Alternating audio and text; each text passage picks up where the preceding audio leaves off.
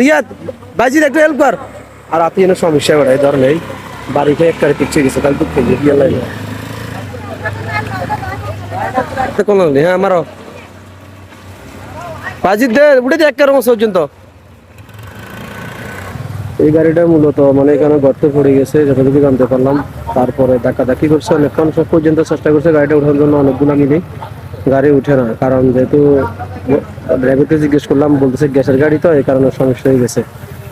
এখন একটু শুকানোর জন্য এরা ওয়েট করতেছে। এটাই একটু রোদ তো আছে, একটু শুকাই গেলে সম্ভবত এরপর এরা ট্রাই করবো চেষ্টা দেওয়ার জন্য, এটা আর কি।